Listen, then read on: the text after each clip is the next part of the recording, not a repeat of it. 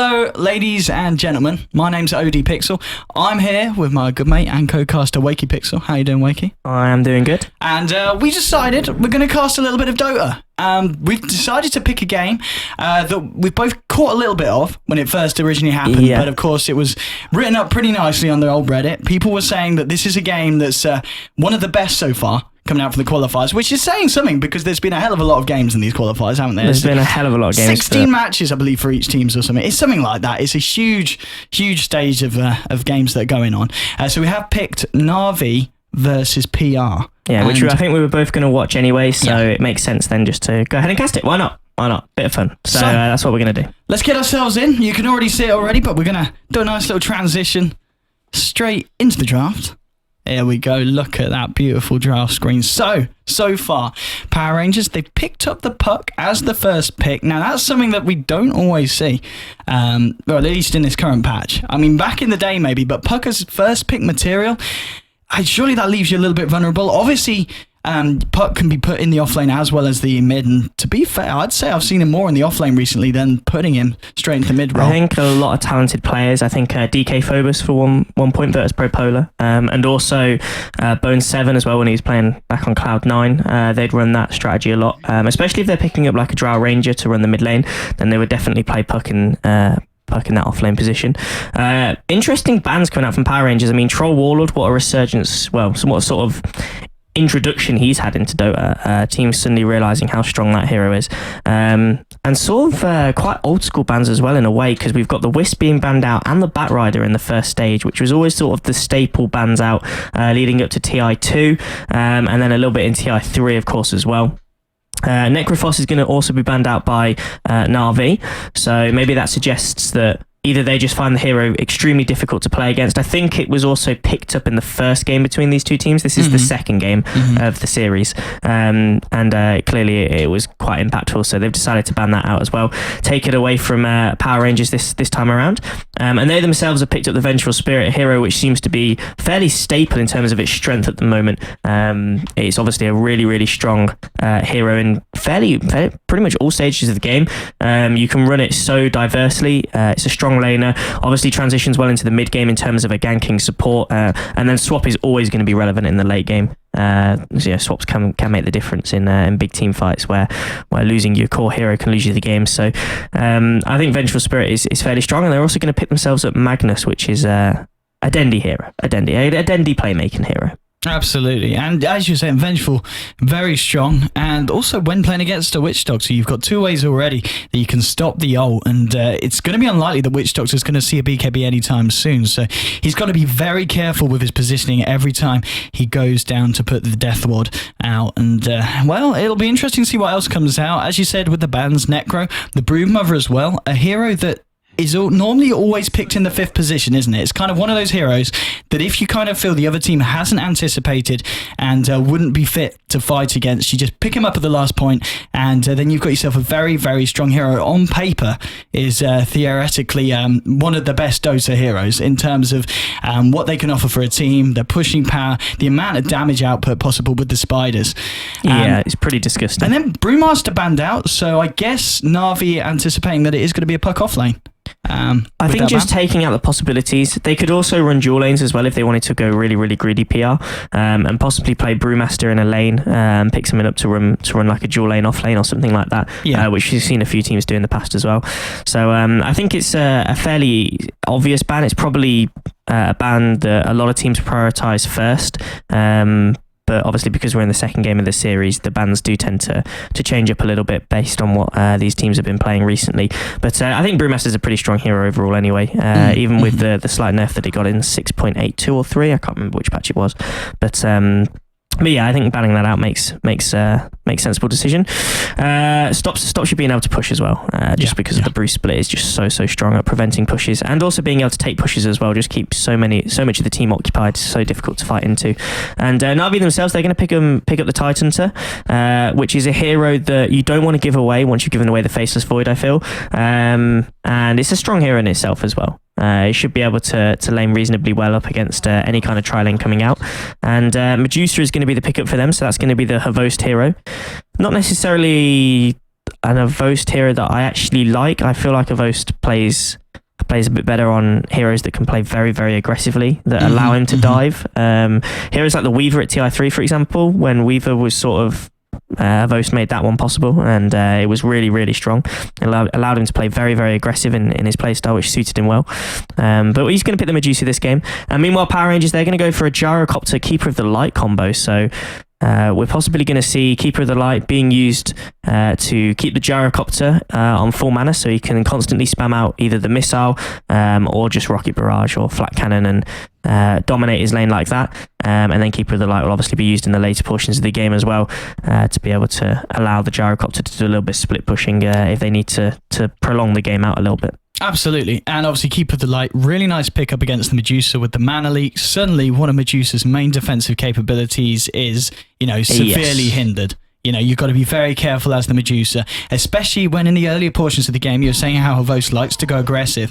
He'll be relying on the Stone Gaze to save his backside if he gets himself into any tricky positions. And if he's got Keeper of the Light on the other side, keeping tabs on him, making sure that his mana's constantly in danger, it's going to be very, very hard for him to escape from all these situations. So, the game is beginning. Let's get ourselves into it, ladies and gentlemen. So, here we go. Navi versus PR. I am ODPixel, and I'm here with WakeyPixel. Wakey, let's go ahead and introduce the teams. Do you want to pick a side and tell us what's going down in terms of the lanes? Yeah, sure. I'll go ahead and introduce Navi then on the Radiant. So starting from the bottom lane and working our way up. So we've got Vanskor. He's going to be playing on the Vengeful Spirit. Havost is going to be playing on the Medusa. Dendi is going to be playing on the Magnus. Expect him to rotate towards the mid lane to get his block off. Golblack is going to be playing on the Ogre Magi this game around. And then on the top lane, that leaves Funnick. He's going to be playing his off-lane Tidehunter. And he's already looking to go and ward the pool camp by the looks of things. But what about PR? What's their lineup looking like at the moment? Okay, over on the side of PR, we're going to have Dichira on the... so it's going to be the Gyrocopter in the safe lane at the moment, and it looks like he will have the supports appearing. They look to just get some warding up around the Radiant Ancients, get some nice vision out, and it's going to be J4 on the Witch Doctor. It's going to see the Tidehunter here, and Sonico is coming in as well on the Keeper of the Light. They're going to give him a couple of taps and just let him know that they know he's there. It's going to be, of course, Shashler on the mid lane on the Puck, and the off lane, solo lane Void, is going to be Cheshire Cat on the Faces Void. Yeah, J4 already doing some serious bullying onto Funnick, and it's not often that you see Tidehunter getting bullied out at the start of the game, but he's got to be fairly careful in terms of what he levels up first. You don't necessarily want to level up Anchor Smash, which would have allowed him to win that fight very, very easily against J4. Possibly want the Kraken Shell at level 1, and that's probably why Funnick decided to just abandon that one, especially because of the Witch Doctor's reasonably high base damage as well. Is a pretty big factor of why he probably wants to just get the hell out of there. Interesting tri-lane. It's not exactly the best roaming duo, Keeper of the Light and a Witch Doctor. So in terms of actually putting pressure onto other lanes, it may be a little bit difficult at the moment for PR in the early portions of the game at least, which should allow Dendi a decent mid lane, I feel, against Shachlo on the Puck. Yeah, he should be alright here. He's going to have the bottle very, very soon. Obviously, just coming into lane with the Stout Shield and the 2 Tangos. Before Puck, of course, who did decide to pick up that Null Talisman just to help him try and CS in comparison with, of course, this Magnus with the Shockwave his capabilities. And, of course, Dendi at the moment is winning the lane. 5 last hits, and the Puck's only managed to pick up 1 from the first couple of waves. So, definitely going in favour of Navi, that lane. And, as you said, it's quite, a unique tri-lane, to say the least. And, top lane, J4 trying to be a little bit aggressive onto Funnick. And Funnick, of course, did go for the Anchor Smash. He went for the Anchor Smash in the end. So now he's absolutely fine to fight up against J4. And, J4 realises this, and he's just going to try and kite him a little bit, try and push Funnick out of the lane. Funnick's still not hit level 2 yet, so they're doing a decent job of that. And meanwhile on the mid lane, Dendi, has he got his bottle on the way? It looks like he has. It done, yeah. Yes, he does. So he's going to be able to regen up and sustain himself in the mid lane against Shachlo. Shachlo as well, of course. Obviously, if he orbs in to go aggressive against Dendi, then he needs to be careful of the skewer. Could get skewered back into the tower, and that could put him in an extremely precarious position. So something that may work a little bit against the Puck this game, but we'll have to obviously see how Dendi decides to run this one. Absolutely, yeah. It's going to be all about whether the Puck gets caught out. If he uses the Illusory Orb aggressively, he's got to be very careful for the good 10 seconds or so before it comes back off cooldown. And Navi, the Tidehunter, Funnick, he's dewarded the water initially placed down by the Witch Doctor, so he's going to be able to get this Ancient stat going pretty healthily. Yeah, and he's got an invis rune now as well, so that's going to help him just sit in the lane and sap some experience, find his level 2, possibly find his level 3 as well, which is going to be really, really nice for Funix. So nice rune for him to be able to pick up. And meanwhile on the bottom lane, this Faceless Void has been able to find a little bit as well. He's already level 3, and it looks like he's just playing Ring Around the Roses with Gold Black at the moment. Absolutely. Just giving each other a bash. Ogre Magi being very tanky, so you can withstand this kind of aggression. And Void, a fairly squishy hero, has just got the 1 point in the backtrack. At the moment, just gone for a point in each of his skills. And meanwhile, in the mid lane, Puck's managing to catch up. 10 against the 13. Has got the bottle en route as well. So should be able to do all right now. He's going to be able to maintain superior rune control, of course, over the Magnus. And so it should make Denny's life a little bit harder. And if we look at the two carries, you know, the Gyro and Medusa, pretty much on par at this moment in time as well. So, I mean, it all kind of begs the question, where's the biggest first blood capability? Is it going to be when we see one of these mid laners look for the rotation, look for the ganks? Or do you think we could possibly see some of these supports like the Ogre and the Venge leave the mid lane and try and go in on the Puck in the middle? Possibly, yeah, possibly. I think Puck's one of the harder heroes to gank, especially even with an Ogre and a Venge. If they time it absolutely perfectly, then they may be able to get the jump on him, but Shachlow's a pretty good player. I think he'll be absolutely fine in the mid lane for the time being, unless he does get caught out by some sort of smoke gank. At the moment, I think Gold Black and Vanscore are just happy with pushing Cheshire Cat out of the lane, trying to limit his farm as much as possible. And Faceless Void is one of those heroes that we've seen transition more recently, a little bit more farm priority, possibly in the position 1 role, even a couple of times mid, compared to the sort of consistent offlane Void that we saw TI4 and then a little bit after TI4 as well.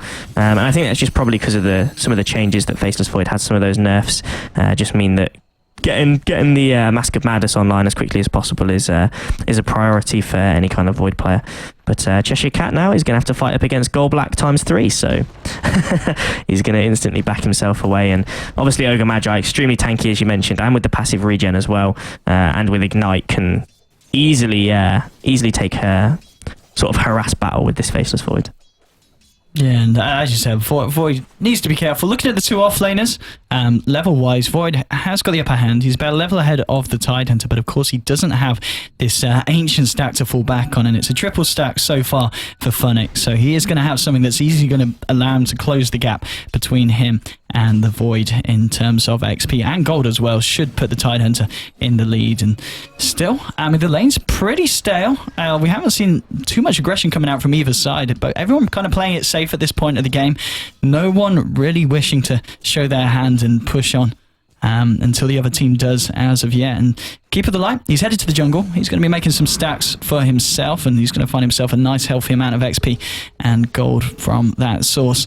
And Witch Doctor just continuing to try and keep Funix on his toes, keep him as far back away from the creep wave as possible.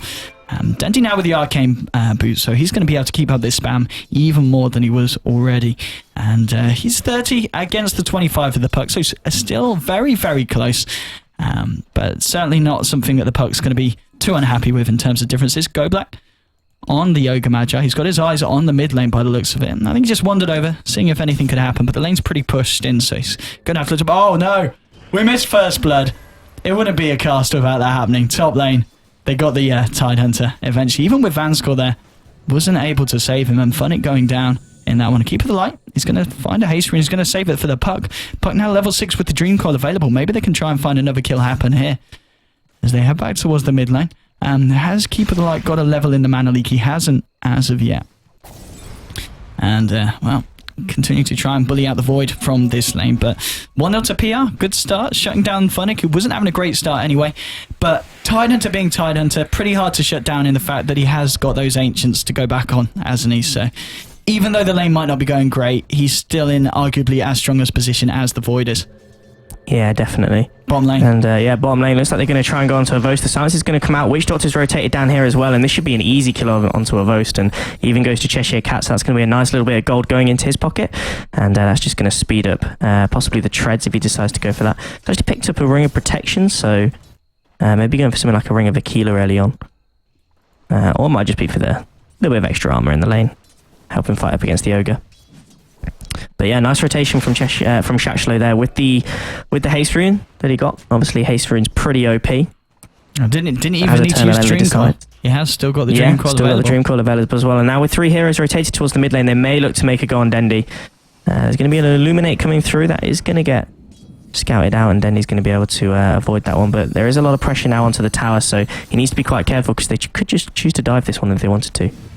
But no, it doesn't look like that. Doesn't look like they're going to. As both supports rotate off the lane. Oh, Void, he's found a go black. And Void has got level 6. He's got the Chronosphere available, but I think he's just going to harass him down and then yeah. pop the Chrono here and then possibly go for this one.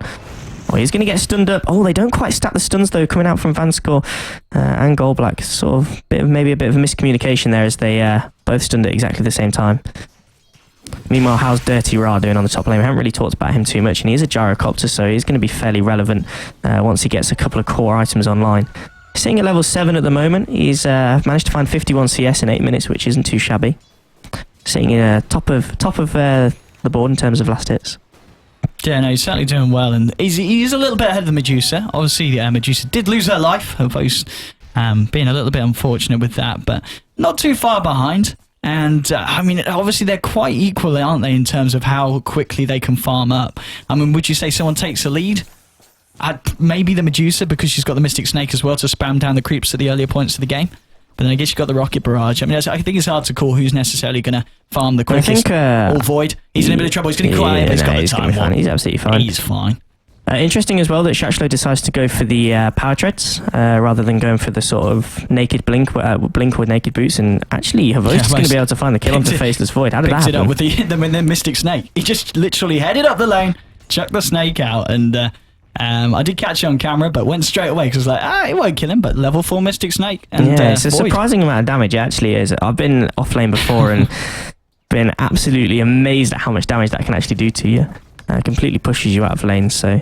it's back in the day when Medusa used to be played. Mystic Snake was often completely ignored, and you would just get points into stats as well as mana shield. But I think it's had a couple of buffs since then, and now Mystic Snake is really worth leveling up. Absolutely. I mean, already just the right clicks of Medusa really hurting the Void. He has only just got the 1 point in backtrack, but RNG doesn't seem to be on his side, and he took a fair few hits there. And, well, Dendi, looking at his farm, he's got coming up to 1,500 gold. He's closing in on the Blink Dagger. Top lane, pressure's coming down. Well, yeah. It's going to be a missile coming in onto the Magnus. But Dichira and J4, they're going to stand their ground and continue to pummel away at the tower, which is fairly low. And the pushing power that you may not expect really to come out from a Gyro and a Witch Doctor is certainly chipping away at this tower. Yeah, no, bottom rune Goldblack's just going to be able to throw out the Fire Blast, steal the Invis rune away from this Faceless Void. Would have been a nice rune for Cheshire Cat to pick up, possibly set up a gank for him as well at some point, at one of the lanes at least. Maybe be able to pick off this Vengeful Spirit with a little bit of help. But he's not going to be able to get it, and instead Goldblack is going to rotate towards the mid lane, and this may be where Shachlo gets picked off. They're going to need a stun and possibly an RP for this one as well. Here comes the stun. There goes the RP. Dendi lines it up absolutely perfectly. Skewer as well back into the tower, and one shockwave is going to be enough. Shachlo's not going to be able to join out of that one, so easy kill for Dendi, and that's pretty much his Blink Dagger now.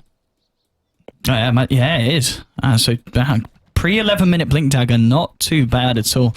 And with that, I mean, you'd probably expect them to try and do something about this Gyro on the top lane, whose cooldown was used, trying to zone Funnick out, and now actually Vanscore TPing right into the middle of it. Therefore gets popped down. So much damage. Gyro picks that. Well, no, yeah.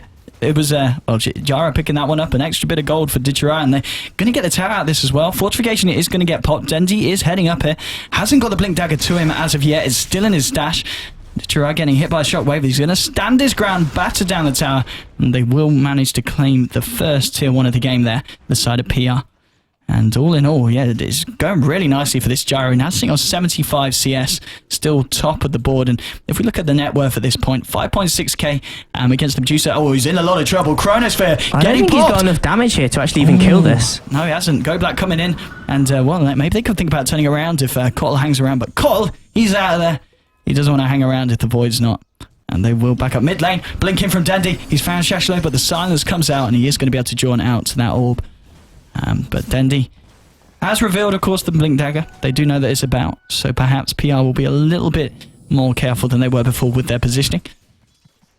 Yeah, and Sinika is doing a nice job, actually, of just stealing a few of the creeps. There are stacks in the Navi jungle, and Goldblack might be in a little bit of trouble here as Cheshire Cat is around, and Sneeko as well. There is going to be a bash that's going to allow the Illuminate to hit, and Yeah, with DTR coming in, they're probably going to be able to find a kill onto Goblak here. One more right click should do it. He's trying to get himself out of there. Even uses the Bloodlust, but it's not going to be enough. And easy kill going the way of Gyrocopter. 3 kills on the board for him now. 77 CS. This Gyro is becoming pretty scary. Pretty scary right now. Well, Dendy could be in trouble there. A whole team of PR wrapping around here, but Dendy will blink straight back. Doesn't want to be a part of this. And, well, now they've already taken the tier 1 top, and with a creep wave... Oh, there is no creep wave. They've got to wait for the creep wave here. So Navi could have a shot at defending this one. The whole of PR are all getting caught out by this observer ward here. By the Radiant Tier 1 tower, which is an interesting ward actually. And as it happens, it's a perfect ward for the time being. Oh, Denny's going to be able to jump himself up, find the RP on 2. They're going to be able to instantly blow up both the Witch Doctor and the Keeper of the Light as well. Goldblack may pay for this one with his life, as one more right click with the DD is going to be enough, and Shachlo is going to be able to get a return kill. But 2 for 1 going the way of Navi. Pretty nice trade for them. Yeah, really nice RP there. Dendy with that ward and the vision given from Wave of Terror, managing to catch them at this clutch point here, and poor old Keeper of the Light and Witch Doctor didn't have a leg to stand on as they just got dragged into the middle of Navi. And even Gyro with a really nice cooldown, just unable to find too much in return. And Navi able to defend this tier 1 mid, and I think it's going to be a while. Oh, nice swap. They're going to be able to get him. He hasn't got an orb as well. He's already used it. Shashlo in a lot of trouble here. Dendy picking that one up with the shockwave. And, well, I was talking about it earlier. You know, when you're a puck, you've got to be careful when you use that orb. And when you're standing really close to Avenge with swap, when you aren't going to be able to escape from that one. And that's definitely going to set back the puck in terms of his blink dagger timings. He's on 1700 gold, but already we're seeing a lot slower pickup time in comparison to Dendy on the Magnus. Yeah, now Funnick is actually going to take this Ancient stack as well and start working towards his Arcane Boots, or his Blink Dagger if he wants to go for Naked Blink. I imagine he'll pick up the Arcane Boots first. He's had a pretty rough early game. We're 14 minutes in. He is only level 6, and you compare that to the Faceless Void of Cheshire Cat, who's level 9 at the moment, and he's actually farming the Radiant Jungle. 5 heroes... Well, 4 heroes on the side of Navi mid. As Funnick just tries to find those Arcanes on the top lane, and Dendy with a haste. Oh, Cheshire Cat's rotating in around the back as well, and has got a Chronosphere available. They may look to go on to this one. Cassie's going to bounce through. It's going to land on both Goldblack and Avost as well. And with the Death Ward coming in, it is going to get instantly cancelled by the Stone Gaze coming out from Avost, who managed to get it off perfectly. Dendy jumps himself in. He finds an RP on 3 heroes, but there isn't really much follow-up. There isn't really too much follow-up damage, and it looks like PR are just going to be able to back themselves up, heal themselves up with the Witch Doctor Voodoo Restoration, and possibly continue this assault. Okay, not wanting to get the tower into deny range, and they just back themselves all the way up. Place down an Observer Ward as well. To give themselves a little bit of vision. But it was a really nice RP coming in again from Dendy, but with no follow-up damage, they weren't really able to find anything, although no one does die on the side of Navi there, so you could say it's a decent trade for them after the Chronosphere cooldown, and pretty much everything was popped by PR. Everything but the Dream Coil. Yeah, some nice shots coming out from both sides, but still fairly even at this point of the game. I mean, we're 15 minutes in. If we have a look at the XP graph, it's only 1k in favour of PR. And gold-wise, just 2k as well. So nothing too huge at all at this moment. Obviously, you know, that gold difference kind of just coming from the fact that they do obviously have a tier 1 over the fact that Navi are yet to push down a tier 1 of their own. But all in all, Navi, they've been able to defend this tier 1 in the mid for a very long time. Bottom lane, Avost, he's very, very, very alone here. And there is a Void and a Puck scouting him out. He has got backup coming in the form of Vanscore. And at the moment, just trading hits here with Cheshire Cat. Making sure he backs up by the Ancients. It's going to be Tichura. He's got a Invis Room. Might look to go on Funnick here. We're already talking about how Funnick's a little bit low for this point. But the cooldown's actually going to miss. Might be able to steal some of these Ancients, though. And we've been talking about how that can be the kind of the mechanism for Tide catching back up. If he gets that taken away from him, it's going to be a long, long time until we see a Blink Dagger on Funnick. Yeah, they really need to contest this. They can't afford to let Dishira take this Ancient stack, and that's exactly what he's doing. And they're actually going to commit 4 heroes to this PR. They really want to take this one out. There is going to be a Ravage coming through. It's going to land onto 2 heroes, both Cheshire Cat and the Gyrocopter as well, but the Death Ward is just going to push the whole of Navi back. They're not going to be able to contest this one at all. They do manage... they do actually lose their Ogre Magi as well. Puck is able to... no, Ogre Magi manages to get a kill onto the Puck. A return kill by the looks of things after going down. Coming in from both Vanscore and the Ogre. So 1-for-1 trade in the mid lane. But more importantly, Gyrocopter manages to take that stack, so not great. Absolutely not. And, well, Vost is going to start the push. Cottle trying to fend them off with the old horses. And, I mean, looking at the two position ones now, Vost has taken the lead, 8.4k net worth. And if we look at his items, he's what's he got coming out to him? He's got an ultimate orb coming out. Yes, he has. So he looks to be finishing off the Lincoln Sphere as his first big major item. And on the gyrocopter, going straight for that BKB by the looks of it after... Oh, mate. I mean, are we going to see an S and Y gyro, or do you think it's got to be a BKB? I think it's got to be a BKB this game. There's so much that can stop him. Obviously, the swap coming out from Vengeful Spirit and the stun. Ravage as well. Like, just being able to avoid those two abilities is going to be really key. Obviously, there's still the RP from Dendy, so he could get locked down in the BKB form, which would be an absolute disaster, but I still think it's worth getting it as we see Seneko get caught out. He was trying to throw Illuminates, just take the creep wave away from the tower, and Dendy's going to be able to spot that one out perfectly. Blink and skewer, fairly easy.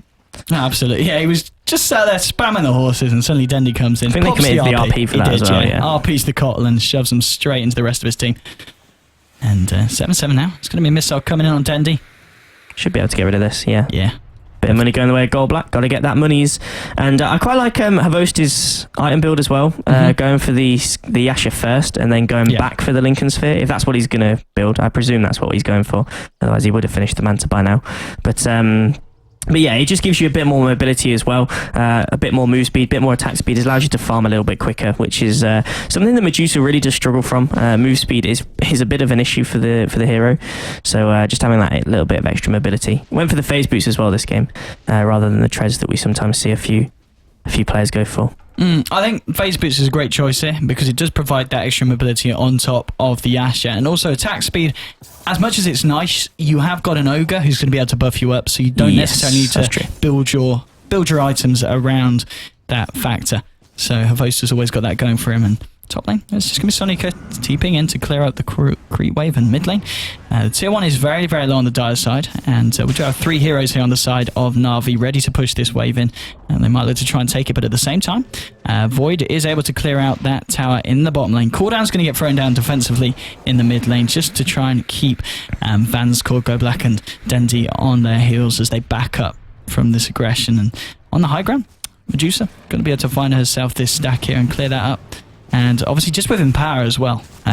You know, a lot of buffs that can be thrown the way of this Medusa. It's going to cause her to do a lot of damage over a very short amount of time. Already, just 20 minutes into a game where arguably, you know, a lot of the time, if you're a Medusa player, you kind of keep out of the fights. Because you've got to get these large items. You've got to get your Manta or your Lincoln's finished. And he has got Lincoln's finished now. And it'll be interesting to see, does he finish off the Manta, or do you think he goes straight now for his Skadi for some kind of big damage item? I think he finishes off. I think he goes for the Manta. Yeah. I think he goes for the Manta. It gives you good stats, gives you a bit more tankability as well. It's obviously like pretty close to being complete, having already finished the Asher. He needs to pick up the ultimate orb and the recipe. So I think it makes sense for him to pick that one up next. Obviously, if he goes for the Skadi, then I don't think that's necessarily a bad thing. If he manages to afford it, I imagine he'll just sit on his gold for the next sort of 5-10 minutes or so, see how the game transitions, and then see how much gold he can accumulate. But he is going to be able to take the mid tier 1 tower down, and we've seen how both these teams already so far prioritize these mid tier 1 towers, trying to defend them with literally everything they've got. Cooldown being used just to take the creeps away from the tower, and Navi are going to be able to sort of win that little duel of the mid lane tier 1s. And I think both teams at the moment, it's very, very close. I mean, it's 7-7 on the board. Havost is a little bit ahead of the gyrocopter, but I don't think that necessarily dictates how the game's going to go, because gyrocopter still has a pretty large mid-game impact just with his abilities alone. He can offer a lot more magical damage than Havost, so the fact that Havost is a little bit ahead in terms of items, I don't think is too much of a deal breaker for PR at the moment. And they've still got Cheshire Cat as well, who's been able to find his Mask of Madness as well, and another 2,400 gold on top of that. So be interested to see what sort of item he's going to buy next. Are we going to see something like an Agnum Scepter Rush, or do you think we're going to see the more traditional going into a Maelstrom and then into more damage item builds? And well, Goldblatt's going to get caught out. He is going to be able to throw out the Fire Blast, and there isn't going to be any kind of follow-up for the time being, although Havost is closing in on this one. The Wave of Terror is going to hit as well, so that's going to be a little bit of minus armor for Cheshire Cat. He might be in a bit of trouble. There is going to be a cast coming out from J4, but of course It's only gonna prop the Lincolns. It's not gonna stop Havosta anytime soon, and he's gonna be able to finish off the kill onto that Faceless Void. Meanwhile, on the mid lane, there's gonna be a Ravage coming in from Funnick, catching on 2 heroes, followed up by the RP as well. Nice blinding light coming out from Seneko, but it isn't gonna be enough. The puck's already fallen. Dirty Ra, I think he's gonna go down as well, and indeed he is. And well, big win for Navi, picking off 3 heroes on the side of PR, only losing the Dendi Magnus as well. Huge initiation coming in from Funnick, and we haven't really seen too much of Funnick so far this game, but well, picks up the Blink Dagger and instant impact. Absolutely, yeah, and that was really nice. Everything from the fact that they started the fight off with Avos chasing down Cheshire Cat on the Void and bursting him down with the Mystic Snake, taking him out of the fight. That is a late Midas coming out from Puck. 22-minute Midas. What do you think? What's the thought process behind this? Is this just they realise they can't really fight up against the hero? I think they realised that after that, a special fight there in the mid lane, they're now a little bit behind. Havost is obviously farming really, really well. He's been spotted out as well, so they've seen that he's finished the Manta style. They realise that he's a little bit ahead of the Gyro, so they probably need to just prolong this game and take it a little bit later than they maybe had originally anticipated, so this Gyrocopter and Faceless Void combo can get online, and then at that point they'd be able to fight up against Havost. Because going into the late game, obviously both teams have got decent hard carries. Gyrocopter and Medusa are both very, very good and scale very, very well with items. But also the Faceless Void as well, of course. And nice little ring of the old phone. Oh, Chronosphere onto Funnick. He's in a lot of trouble. Waning Rift as well. No chance of any kind of return aggression, and he does get taken down. Punishing him for that mid lane Ravage and getting the payback there. Shachlo, not happy at all. So Cheshire Cat, he's going to be going for the Maelstrom. He isn't going to go for the Aghanims. He is going to go for that DPS build. And I mean, that's going to offer a lot. And I don't know if they necessarily need the kind of reduced cooldown on the Chronosphere, because they've got other big team fight ults, haven't they? They've got the Puck jumping in. They've got other forms of initiation. I don't think they need a Chronosphere necessarily to win a team fight each and every time. I think they do just need extra damage. They're actually going to lose their Keeper of the Light, but they might be able to get Roshan as a trade for this one. And at the moment, it doesn't look like Navi are in any kind of position to contest this. They do have a ward up here on the high ground. They are going to now smoke, and it looks like they're going to go into the Roche pit. Are they going to be able to get there? It doesn't look like it before the Roshan falls, and that is going to go into the way of the Gyrocopter. Havos is going to jump himself in, pop the Stone Gaze. They're already going to be able to bring down the Witch Doctor, so there's both supports already lost. Oh, and the swap out as well. Perfectly done by Vanskor. So that's going to stop even with the BKB, the TP away from this Gyrocopter. He's going to lose the Aegis straight away. He's going to go down to Havos' right clicks, and Navi take a massive win in this particular engagement. Yeah, I mean, Avos very lucky with that double damage pickup. That offered so much to that team fight. And, well, yeah, PR just getting absolutely train wreck there by PR. They just wanted to get out of there. I think they realised that they couldn't fight, even with the Aegis up against Navi, especially after Avos popped the double damage. And they just wanted to get out of there as quickly as possible, but not able to do so. Absolutely not. And now they're just going to continue to push in on the mid lane. Still 20 seconds down for the Gyrocopter, who hasn't got buyback available at this point. And even when he's back, he's got an extra 10 seconds until that BKB is back off cooldown. Looking at the items coming out from the rest of the side of Navi, Denti has the 4 staff, of course. Ogre Club as well on his way to the good old BKB. Ogre Magi, point booster. And Navi just doing such a good job of stacking these Ancients consistently. Yeah. And both Funnick and Havost have been benefiting from that massively. Funnick is Havost as well now working on the MKB. So he's going to have that like way before Ditirai even thinks about building a butterfly at all. So probably might even skip the item after this. Go for an MKB himself. Absolutely. And I mean, that's one thing as well. When you look at the Gyrocopter against the Medusa, especially in these kind of lineups, Gyro has to go for a defensive item like a BKB, whereas obviously a Medusa, you get a Manta style, which yes is defensive, but it still offers so much in terms of stats and damage.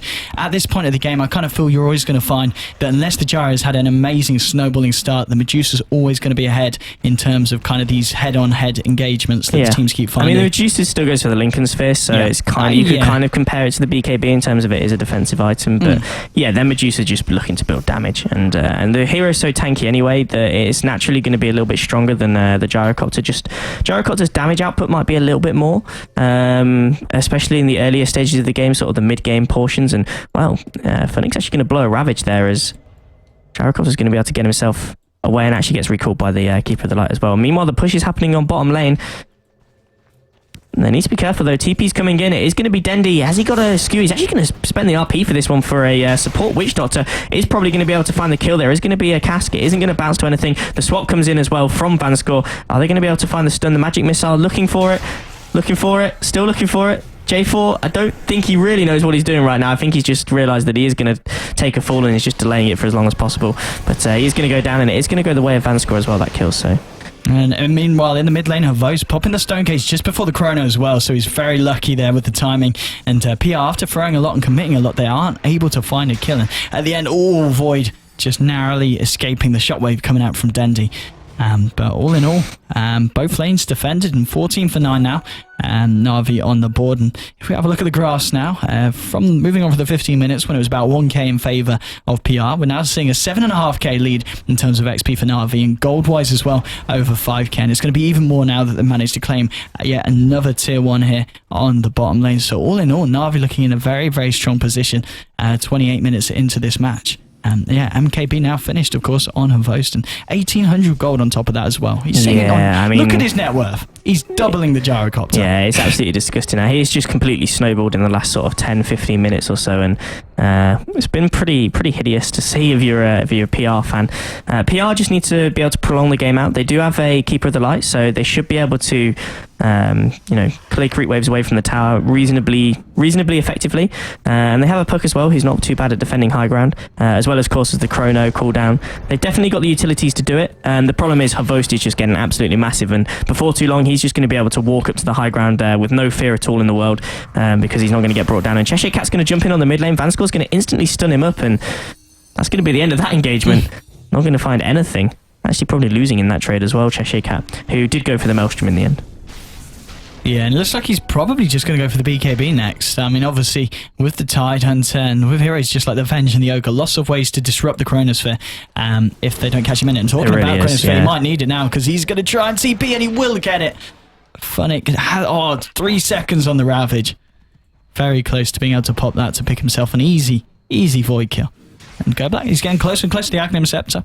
He's got the Ogre Club now on top of the point booster and halfway there to his penultimate part of that item. Mid lane Havos, look out, he's very deep here, just going straight up. He doesn't care. He's got a TP off cooldown in 6 seconds. He's got Stone Gaze. He's absolutely fine. They have got a Chronosphere, and they might look to try and do something here. I still don't think they can bring him down. Even like it's only a Keeper of the Light and a Faceless Void here. They still can't. Even if they hit the Illuminate, it's doing barely any damage. And Cheshire Cat's nowhere near hitting hard enough to be able to bring down Havos right now. So they're just gonna have to back themselves up and farm the creep waves. Try and keep up with farm at the moment. And the problem is, like, Havost is just scaling so well right now that he's gonna constantly accelerate his farm compared to this gyro. And yeah, before long, there's going to be a point where this game is just going to end. It is just going to... it's just on one point, and there's going to be a big fight. PR need to win that fight. If they lose another fight, I think this game is probably over for them. Yeah, it's certainly... they're going to need something big to come back and to even think about catching up the Medusa. And they maybe look and see if they can catch a Vost out, and they aren't going to be able to do so. 4 heroes of PR just rotating in, and Vo's actually just going to turn it back around with the Bloodlust as well. He's going to go in on the Seneko. There is going to be a Chronosphere coming out. But you're right. Oh, the RP catching them all. Ravage as well. It's a triple kill. It's a double kill for Dendi. And suddenly, well, PR just disappears off the map. That's got to be GG. That's horrific. Wow. What an RP. In fact, yeah, they've DC'd. I think that's GG. I guess it is. Chat on, so yeah, GG comes out, and well, that RP from Dendi, 5-man RP, catching them at the choke point. Probably not the best position for PR to fight when you know that they've got a Magnus and a Tide Hunter as well. And they managed to find the Chronosphere onto the Medusa, but I still don't think they were going to be able to bring him down, even with 5 heroes there beating into Havost. He was just massive at that point in the game. And yeah, they took a fall to the Dendi RP. That was incredible. Yeah, absolutely. I mean, Dendi got out of hand in the mid lane. Havost just got out of hand in general. And yeah, they didn't have anything that could control either of those heroes. And as we saw, they were able to control one, but then the other one would just come in right behind them and say, "Stop it, mate," and blow them up. And Dendi with that literally GG RP there. As soon as that came through, straight away disconnections. There was no coming back from a player of that caliber. Well, Navi, they win. Obviously, that was a game at part of best of 3. Did Navi win the series in the end? I don't know. We can have a look. I don't think they did actually. We can have a little look. So they won game 2. They won game 2. And they lost game 3. So they did lose the series. Wow. It's like the PA did it for them in that final one. Well, there we have it, ladies and gentlemen. Hopefully they've enjoyed the cast. Hopefully so. You can find us twitch.tv/pixelpipeline, twitter.com/ODPixel, and twitter.com/WakeyPixel.